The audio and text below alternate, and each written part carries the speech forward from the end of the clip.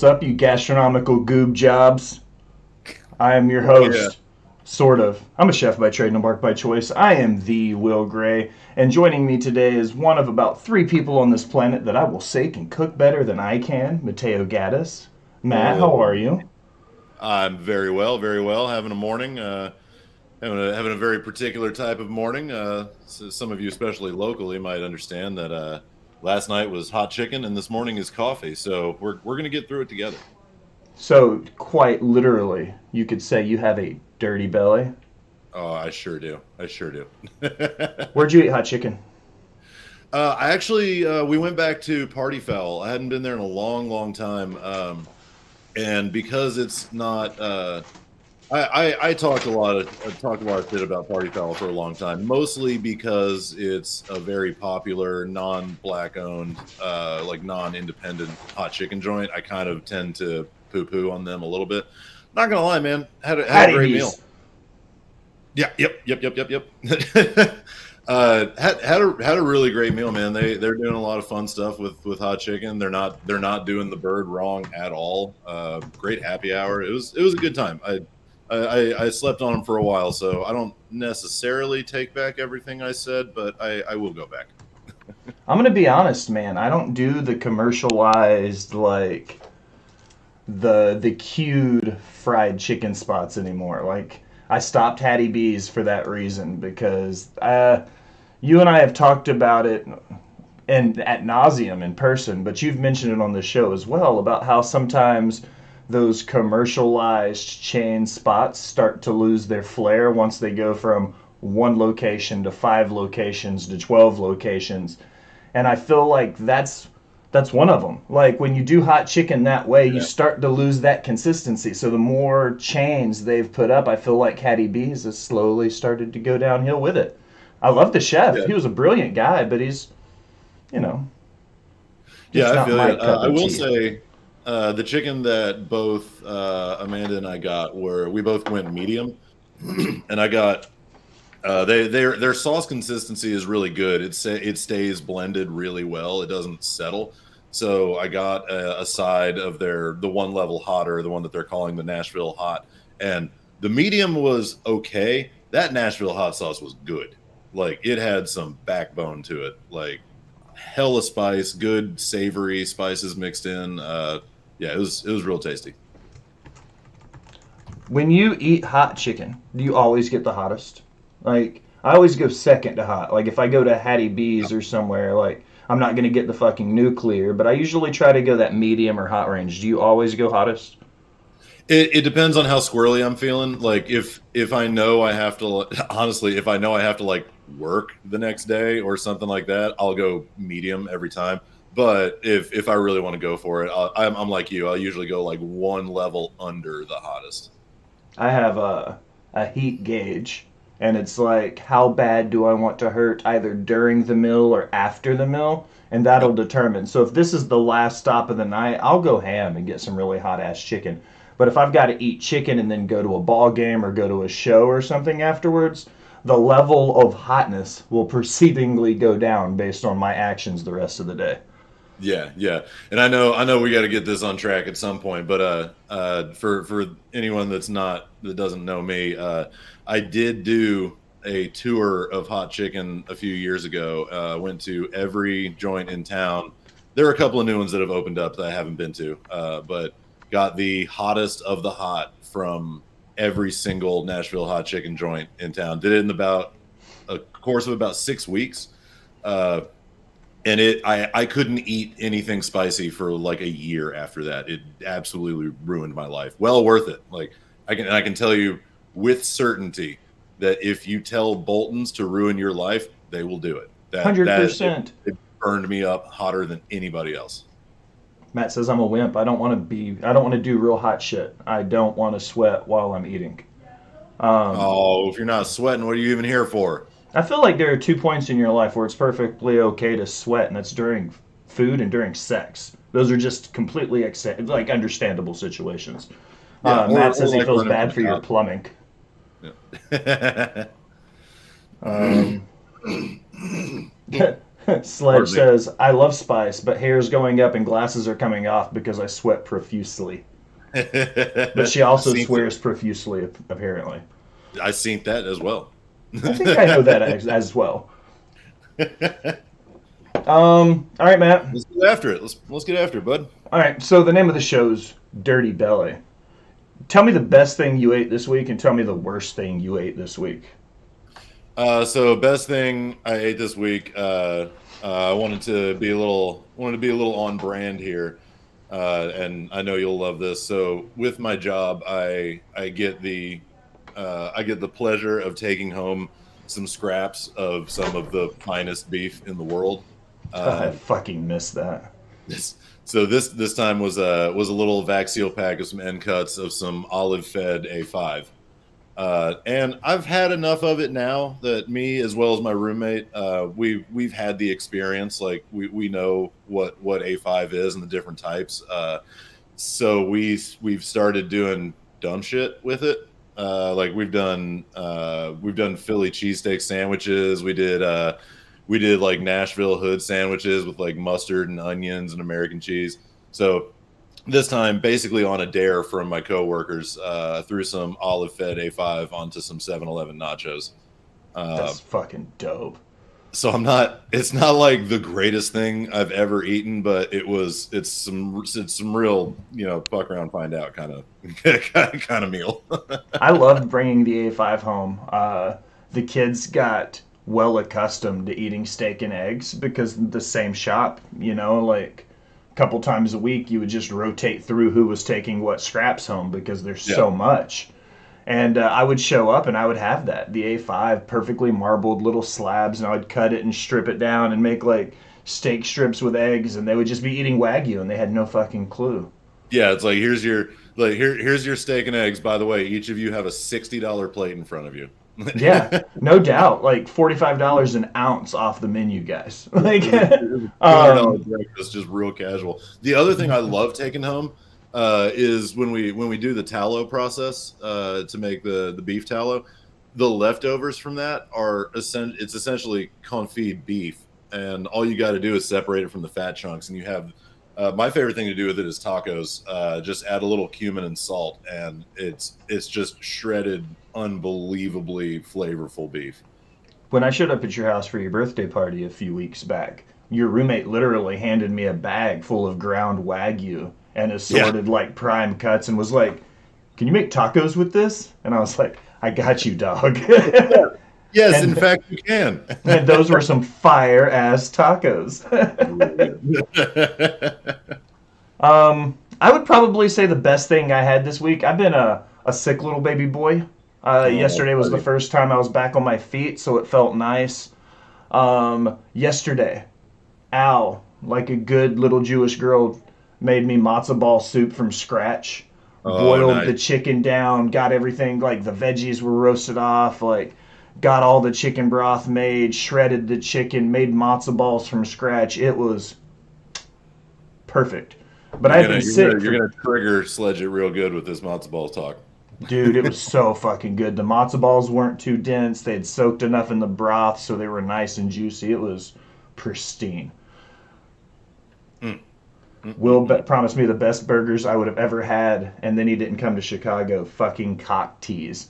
I'm still coming to Chicago, Matt. It's happening, and when I do, you're totally eating my meat. So don't even get it twisted. Speaking of eating meat, we're talking about some beef today. Doing beef talk, doing cow talk, steak talk, beef talk.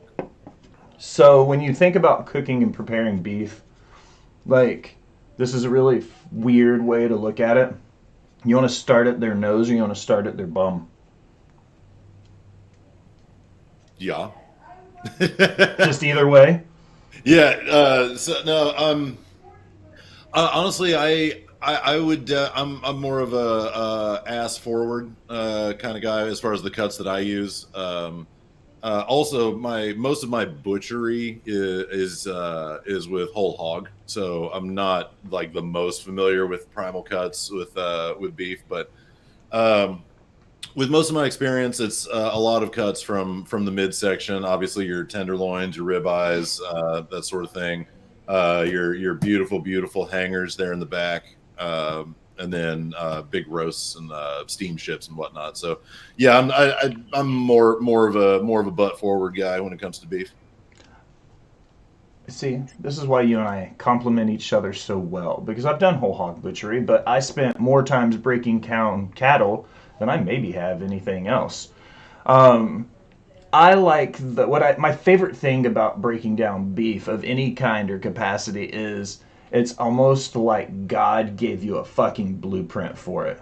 Yeah. Like when you get in there and you start breaking down beef, especially at a primal level, like the tendons and the silver skin all kind of like fold away in these nice little. I mean, there's some work to be done. I'm not sitting here saying butchery is an easy job, Yeah, but it's like, it is almost like follow the dotted line. When yeah. like you got to do is like kind of know where you're at, and the meat will show you where to go and where to separate things. Being a barbecue guy, some of my favorite cuts. I love the brisket. It's maybe my favorite cut of beef off of the cow. It's towards the front of the cow. It's like they don't really have a breastplate, Mm. but like you kind of get towards that front side of their belly is where the brisket is. Then the short plate is that bottom side, and that's where you're gonna get like that beef bacon and shit. Oh And then yeah, you get into your short rib. shanks. Yeah. Short ribs. That's my all time favorite. That's also my number one. Like gun to my head. Prove yourself. I will make you short ribs, and I will blow your mind. I love short ribs of any kind. Did you watch the Bear when it was on I did. Hulu? I watched it when it came out. I could only watch one episode at a time because I'd watch it after work, and it was so triggering that I'd have to turn it off. Because you'd have to start unwinding from work all over again. Yeah. Like it made me stressed out. The episode where he's putting his beef in and his whole staff shits their pants because they have the bone-in beef versus the boneless beef, and they're like, "Why isn't the beef done? Why isn't the beef done? Why isn't the beef done?" Have you ever had a moment like that in your career where you were like, "Fuck, guys, the beef has got to braise for 3 extra hours today"? Like, have you ever had any moments like that? Oh yeah, absolutely. I mean, cooking. There's so many things that can go wrong at any given moment. The the key is to find solutions in the moment. Like I can have something like a beef braise that like okay I've done this 100 times before. I know exactly how long this is going to take, and then something went wrong. Who knows what it is? Maybe it's an environmental thing. Maybe it's an aspect of the cut of beef that you're using. Maybe anything like that. But being able to find solutions in the moment, I think that's where a real chef like shows their colors. When you order a steak, what steak do you prefer? Ooh. Um if I'm trying to sound cool, I would say Oh, but if I'm being honest, I'm a New York strip guy. I love a strip steak. I thought I muted and it still coughed. I apologize. Um, you're a New York strip guy. Yeah, I think so. I absolutely adore a ribeye. I really, really love a hanger. I think hangers are a lot of fun. They have a lot of flavor. But yeah, I think it's strip. I think it would be. I'm also spoiled because I'm working in an environment where the strips that I encounter are insanely well marbled and have a lot of fat content. So maybe I would amend what I'm saying. If I'm going to an unfamiliar place, I would probably gravitate towards a ribeye because I know there's going to be more fat content just inherently, and it's a little harder to screw that up. Also a ribeye guy. 9 times out of 10, if I'm not preparing the steak, I'm gonna order a ribeye because I'd say they're user friendly. They're like the Toyota Corollas of steaks. You know, On a like roll. they're super fucking easy to work with. It's like you can do just about anything to it. You can make tacos with it. You can grill it. You can sear it. You can smoke it. Like all that fat meatiness and then all of it marbled together allows you. It's really easy to handle. If I'm gonna Yeah, eat a strip, um, I usually tend to go towards like a KC strip, which is a New York strip that keeps the bone attached to it. Do you yeah. have any way, one way or the other, when you add a bone back to your steak? So a bone in ribeye or a bone in strip. Do you have a preference either way for having a bone or not? I do love your Uh, bone I though. I definitely have a preference on the ribeye, like bone in ribeye. That's absolutely the way to go. I think I think a tomahawk cut is stupid. You can do the exact same thing with a bone-in ribeye. I think it's all show, and it's a good way to add another $100 to the price tag. Uh, we At work we had I hadn't encountered bone-in fillets before, and again with the quality of meat that we're getting, even the fillet has quite a bit of fat content in it, and I never had a fillet that had the bone attached. And I didn't know what that would do to the cut, and it really boosted the flavor. It helped out a whole lot. Like it was really tasty. I agree about the tomahawk. I've never thought of it like that. Is ordering a tomahawk steak at a steakhouse kind of the equivalent of driving like a Dodge 2500? Like, do you do it to wave your dick around to be like, yeah, I'm big. I can eat this whole steak. I'm a man. Is that I really? Is tried. that just what a tomahawk is for in reality? I think so. I understand. Like I understand the benefits of it. Like, but again, I think the same thing can be accomplished just by a simple bone-in ribeye. I think, yeah, I think that's like ordering something. Like it might as well be an open flame going to your table. You want everyone to turn their head and be like, oh wow, look at that, you got that. Like, is it like, are we wrapping the bone in gold this time? Like, we probably can. Like, there's another $200 on the price tag. There's a gold wrapped tomahawk. I know your owner. There's a good chance that motherfucker's thought about wrapping gold around a tomahawk bone. Yeah, God help us if he ever hears what I'm saying right now, because we're gonna do it. 600 covers on a Saturday night, Matt, and you're hand wrapping tomahawk bones for prep. Oh yeah, and we got to step off Expo to slice it table side because they want to see a chef coat. God, I don't miss wearing a chef coat either.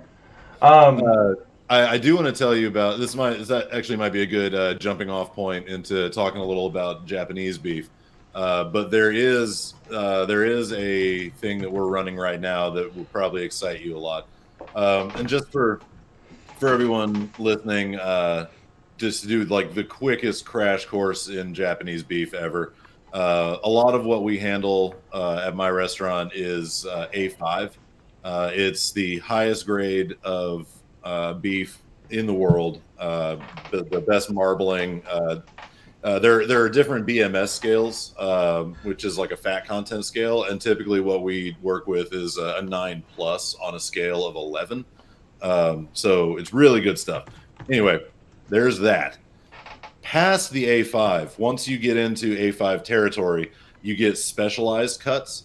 So a couple of specialized cuts that we have right now, it's actually pretty cool stuff. One of them is a snow beef, and that's cattle that's raised increasingly higher in altitude until they're harvested. So the cold weather does different things to the muscles and it seizes up the fat in a different way. So you get a different type of marbling.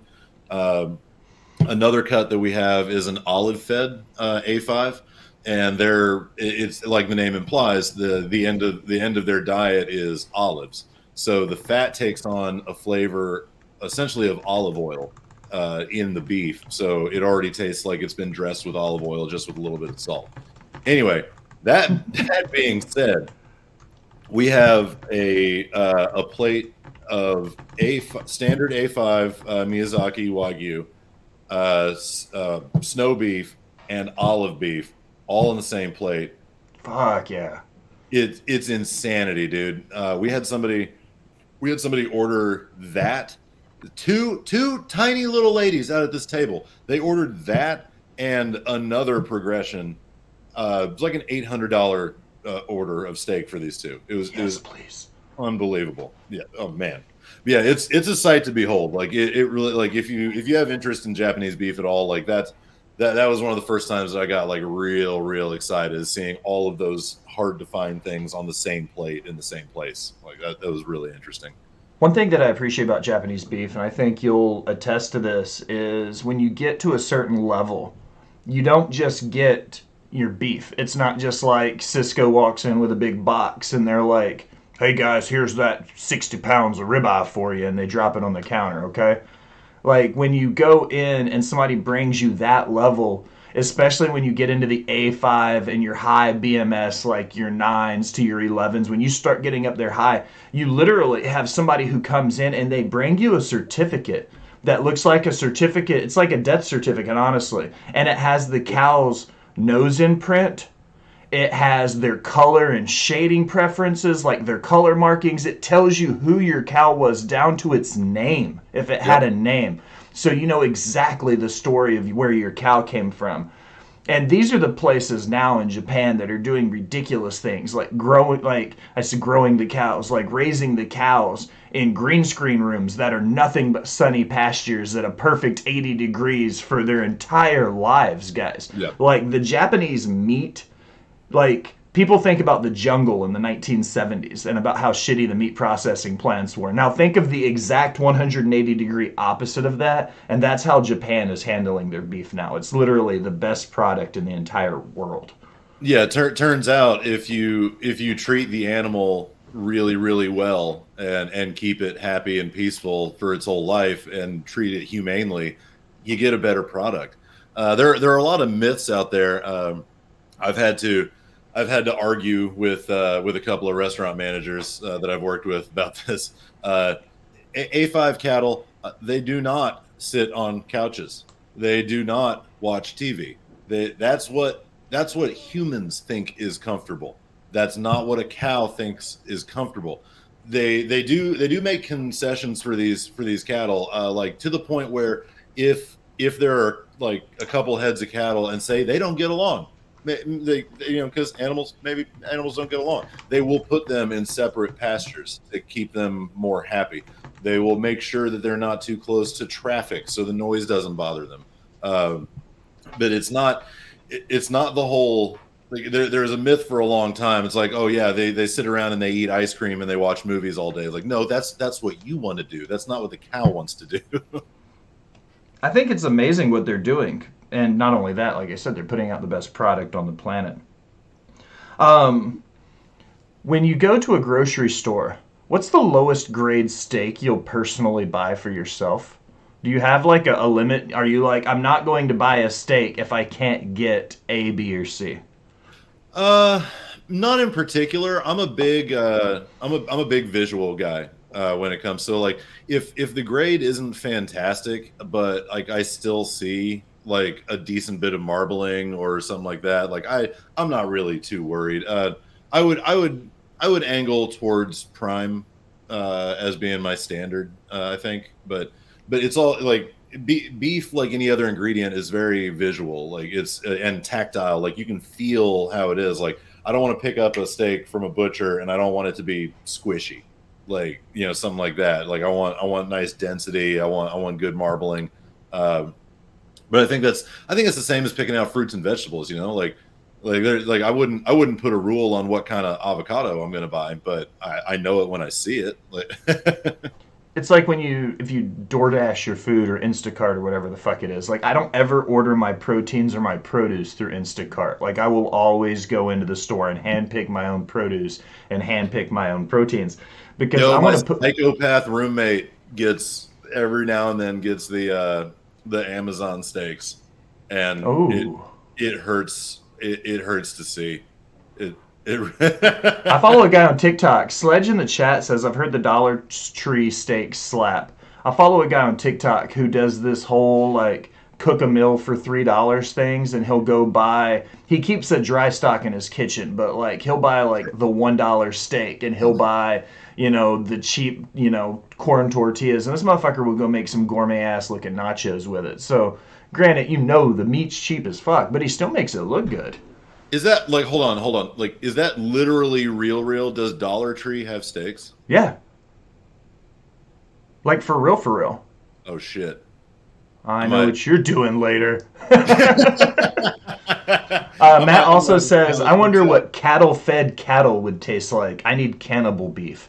Oh Let's hell. fantasy book this, Matt. How do you think the marbling of a beef-fed cow would look like? Because it would be fat as shit because they don't get that much protein in their regular diet. They eat a lot So of grain and stuff. I think it would matter how. I think you would have like a a compounding scale. Like, so if cow number one didn't have that great of a diet, then cow number two, it's going to take a long time. It's going to take a long line of cows eating each other to really get to a well marbled beef. And honestly, you know what? If that cow was building its own fat content based on eating other cows all the way up the chain, I feel like that'd be really gamey. Like, I think it would take on a really gamey nature. Like, it'd be very, very irony. Like, if their diet was just, their own kind their whole lives. I feel like, I feel like if I just ate people my whole life and then you ate me, I'd be real gamey. That's my reference, from my extensive experience eating people. So the human scented cow, I don't think would be a good idea. Well, it would be a bovine scented cow. It wouldn't be. It wouldn't be a human scented cow. It would be a bovine scented cow. That would be if we made cow human babies, and then attached them ass to mouth in a circle. I'm really sorry about that. I shouldn't have said that. There's a movie about it where they have a sheep that's half a baby. It's by the people that made Midsommers. Really? Yeah, it's called Lamb. Like, it's the spawn of that. the devil. She's like a half human, half lamb, like goat baby. And like her goat mom gets mad. God, this show's derailed. Yeah, I'm eating Dollar Tree steaks and watching Satan fucking sheep baby later. I got my whole day planned out. Anyway, so what about that A5? So let's kind of keep our tour of the cow, so to speak. The tenderloin. You get, most people say, that's the most tender cut of the beef. It's the smallest portion. It's the thin that runs along the back line. It's like the back strap almost, but not really. It wraps around that corner there. It's used the least, so all the muscle and fat go to the outside. So it's a real lean meat. Are you on the hype train for the tenderloin? Do you think the filet is everything it needs to be? Absolutely not. I'm not going to be out here and say that it's a terrible cut, because it has its place. I think a good tender lean cut it's tasty for a lot of people, but I think especially for chefs that have become, for lack of a better word, connoisseurs of different cuts, I think there are other cuts that really get you there. Now, that being said, I do think that there are better things to do with a tenderloin than to just cut it up and sear it and present it. I'm thinking like a Chateaubriand, any kind of like whole loin presentation, I think is super, super cool. Wellington, perhaps?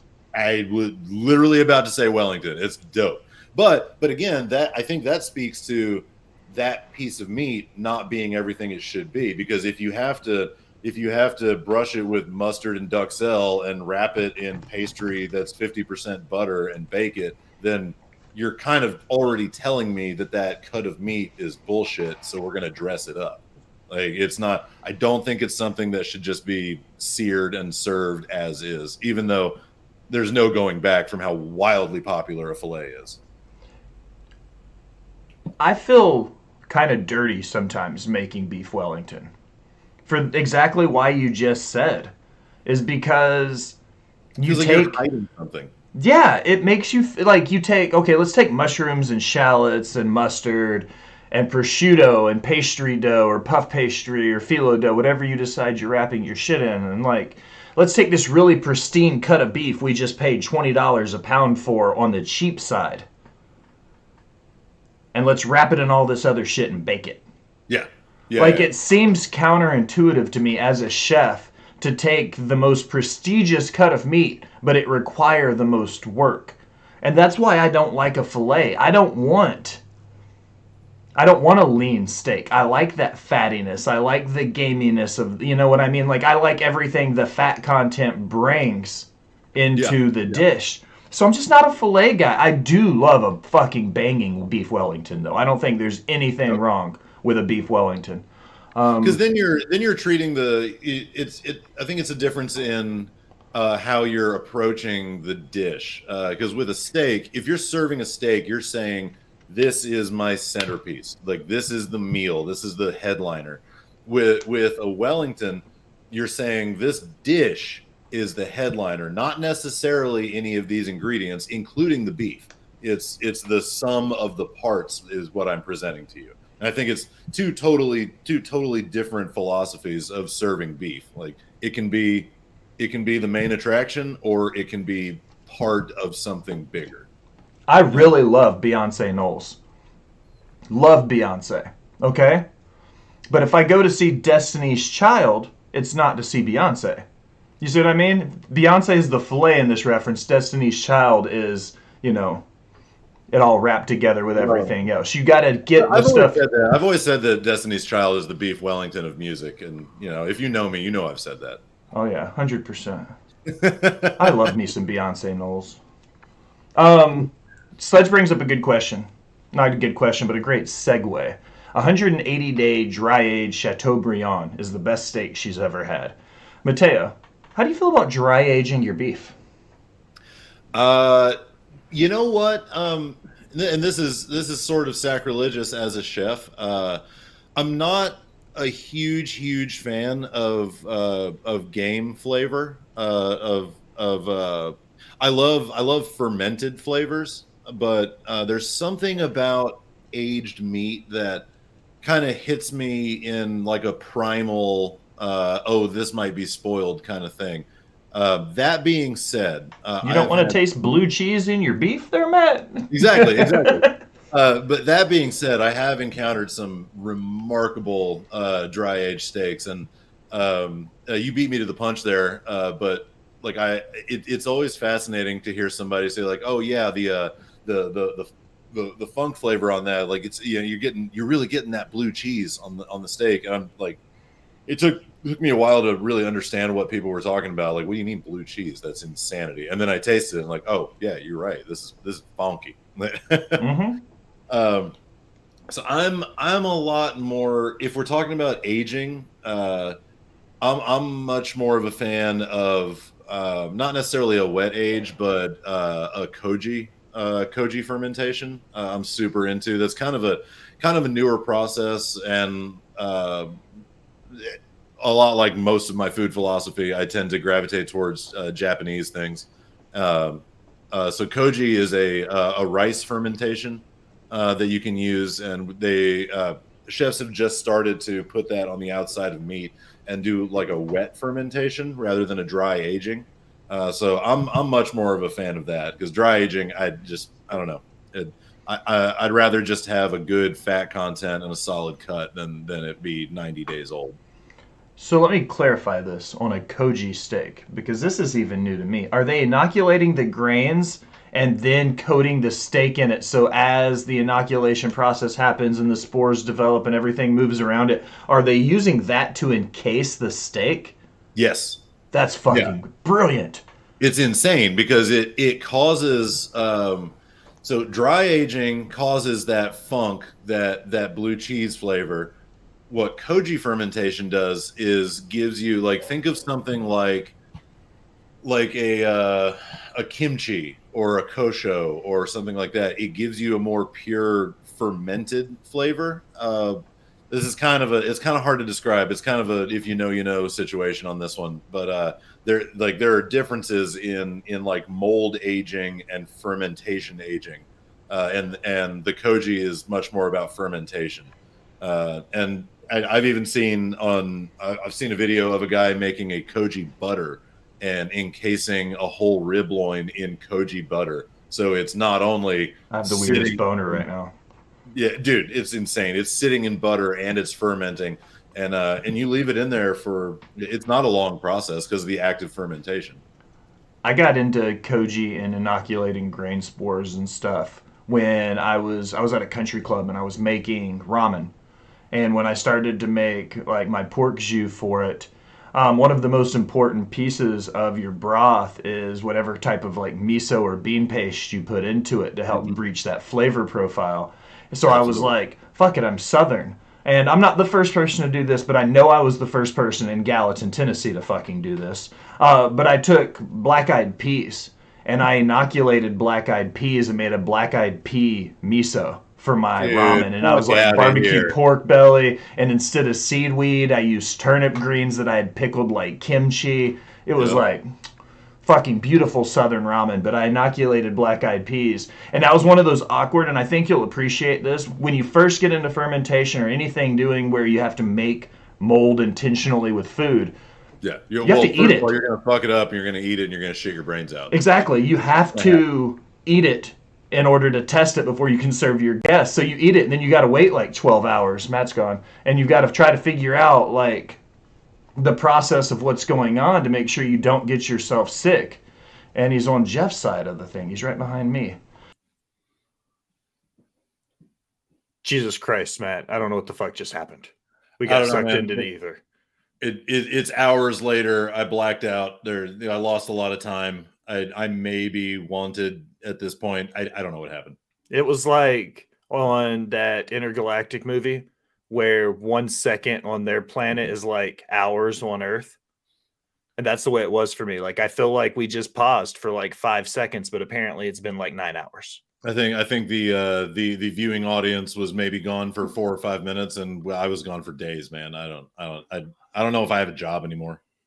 So, where were we? Inoculating steaks, apparently. We were, if I'm picking up at the right moment, and I think I am. I was on my tirade about the difference between dry aging and koji fermentation, Correct. where and if this might be a little bit of a recap, but just to kind of boost us back off, I'm not a huge fan of dry aging. I find it to be a little invasive in the flavor. I think that blue cheesiness, that funkiness gets a little bit, it can overshadow the quality of the actual meat.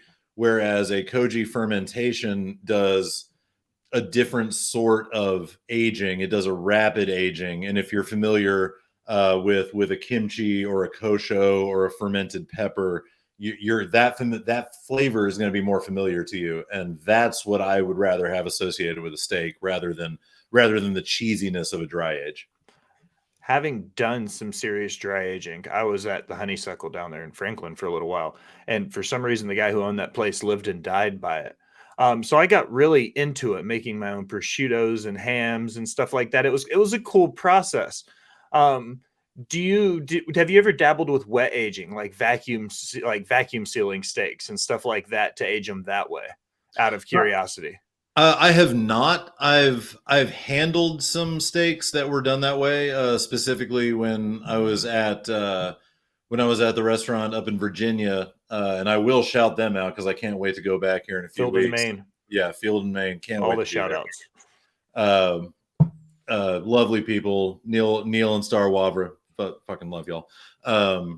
We handled a couple of cuts of wet aged steaks. And they were very tasty, but there's something in my brain that can't get over the phrase wet age. Like there's just something about that Sounds that kind of yucky, right? yeah, it bums me out. Like I haven't done enough research into it to really know what I'm talking about here. I'm purely just being like a ew.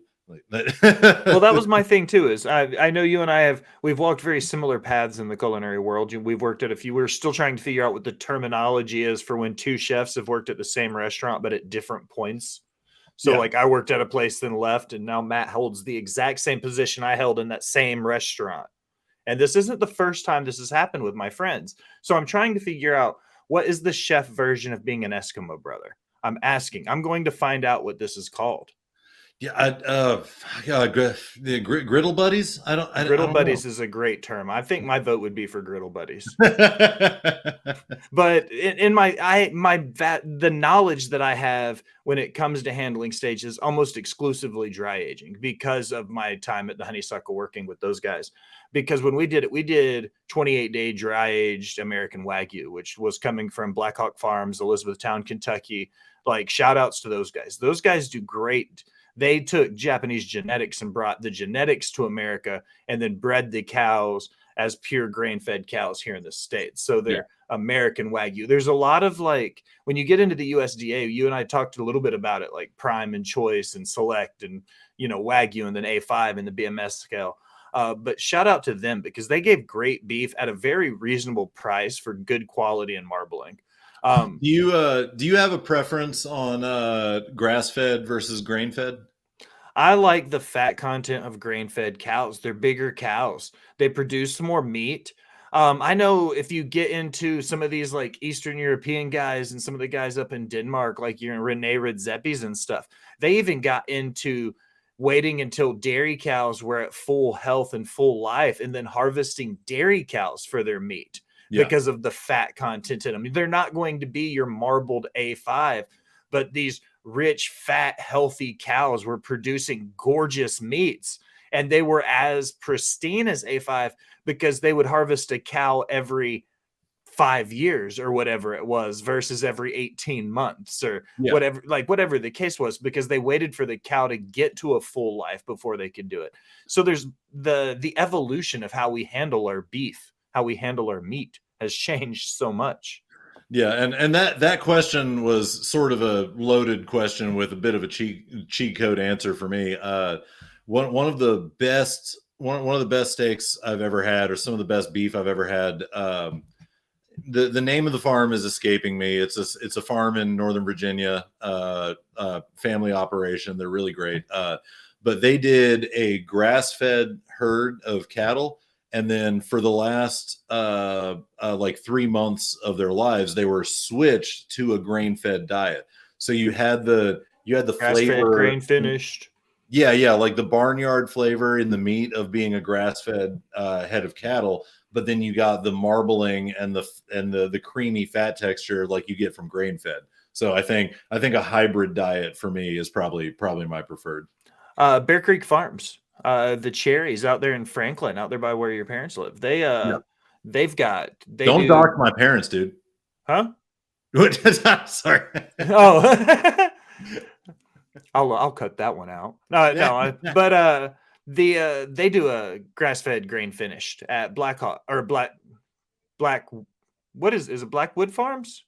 Because Black Hawk Farms is the big operation. That's not. I don't think that's the one you're talking about. Bear Creek. That's what it is. Bear Creek Farms. Yeah. Bear Creek Farms is the one out there in Williamson County. The thing is like they do the grass-fed grain finish, and I love that. They do great products. The Cherries is the name of the farm. Bear Creek. I don't know why I stumbled over that. You can tell I've been out of the kitchen for a little while. I can't remember any of my farm names. I used to work with these people every day, and now it's like, who the fuck is it? It's almost like it's been 10 hours since we started concentrating on this. When you get into your ground beefs and we look at it, and I know we've kind of talked all over the place with the cow. When you grind your own beef, do you have a preference for what meats you put into it? Brisket and sirloin, for sure. Brisket has that fat content that you touched on earlier, that as a brisket cut, it's one of the most delicious cuts as long as you prepare it correctly with a long smoke or a long roast or a braise or something like that. So with a brisket, you're inherently getting like a 70-30 mix in your beef. And then if you throw a little bit of sirloin, a little bit of that real lean in there, you're going to get a great ground beef product. And by using the brisket and sirloin, you're not sacrificing another one of your lean cuts like a tenderloin that you could use and get a little bit higher price point. I know this is all just insider restaurant shit at this point, but yeah, I think brisket and sirloin is probably my favorite mix. I can get with that. I'm always good with a blended meat, and I know it's a beef episode, but do you ever add like pork and stuff into it for your burger mixes? Oh yeah. I don't. I know we did an episode, but I wasn't on that episode with you. Was it you that was with me back in Murfreesboro when we went to the Meatitarians Day and made the beef chorizo blend burgers? I don't think that was me. I don't think it was. You and I did the big burger cook-off downtown when I was at Whiskey. That was a lot of fun. We were like 3/10 away from each other. Yeah, that was fantastic. That was a great day. But no, I don't think I did anything carnivorous like that. That sounds like a fucking fire time, though. Yeah, it was great. I can't remember if I've talked about it on the show before, but just very briefly, I did burgers that were 50-50, 80-20 ground beef and chorizo. But rather than blending them all together as one substance, I kind of let them, I like hand folded them together. So they were marbled, and that cooks at different temperatures. So we put them on the grill, and while you have little bits and bites of like a perfect medium burger, you also have like veins of fully cooked chorizo going through that. So every bite had a little bit of a different flavor profile. It was phenomenal. As I'm saying it, I'm sure I've already talked about it on the show, but one thing we haven't talked on our adventure of beef is getting into roasts and steamships. I cut my teeth in hotels. You've dabbled in hotels. Have you ever had to do any big roasts or steamships at any point in your career? I haven't done any steamships. I've been a part of doing a steamship, like back when you and I were together at the country club. Definitely seen it done. The biggest thing I've done is a prime rib roast. That's probably Nice. the largest whole cut that I've presented. I love doing. Do you have a preference when you do your prime ribs? Do you start in the oven, finish in a smoker the whole time, oven whole time, sear in a cast iron? Like, do you have a preference on how you do your prime ribs? I haven't had the luxury of having a smoker on site for any of my hotels. So I'm big with just the salt, pepper, possibly some garlic rub, hard sear on a big flat top, then letting that sit overnight with an olive oil and herb rub, and letting that just chill out, and then throwing that into the oven the next day. Okay. This is the way. It is the way. If you don't have a smoker, if you do have a smoker, then you lucked out, and that's the best way to do a whole primal. Pretty much any whole primal, if you're trying to cook and present and slice, I think smoking is the way to go. I worked at a place called Sapphire for a little while, and I worked with a chef named Vinny there. Me and Vinny have butted heads multiple times throughout my culinary career, so I will shout him out begrudgingly. One of the best things he ever gave me, though, was my prime rib recipe. And I've had people compliment me on it, and it's a low and slow indirect heat smoke. And in my opinion, it produces the perfect prime rib. You get that nice crispy shell and that, like not the burnt ends, but you know what I'm talking about, because they're not real burnt ends like on a brisket. But yeah. But you get that crispy shell on the outside and that sweetiness and the earthiness of the smoke. That was the one thing that I took from him, and his bread pudding recipe. His bread pudding recipe was fire. But he cooked the perfect prime rib with an indirect heat smoke. So that's the same way I've done it ever since I've worked with him. Dude, I can't wait to. I know I'm derailing a little bit. I can't wait to go back up to the field in Maine in a few weeks. I was looking at their current menu, and they only have 2 side dishes, and one of them is a day one dish that I did, and it's the cream corn bread pudding.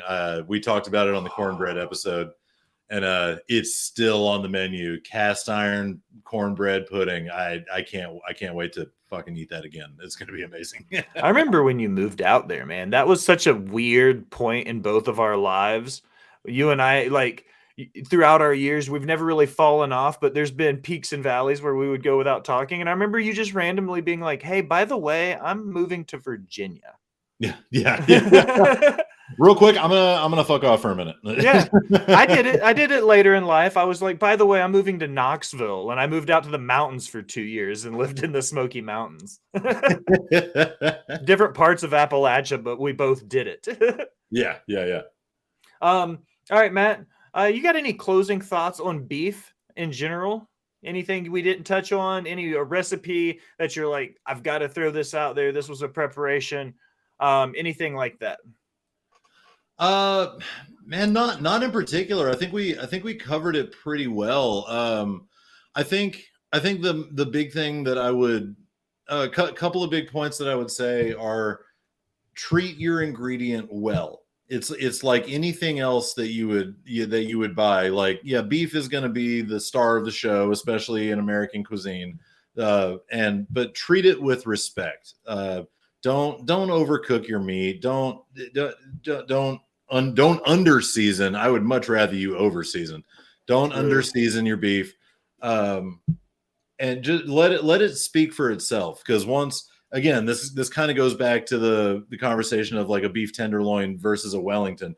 If your dish is a steak, be careful. Be kind to that. Like don't ever forget that an animal lost its life so you can have that steak for dinner.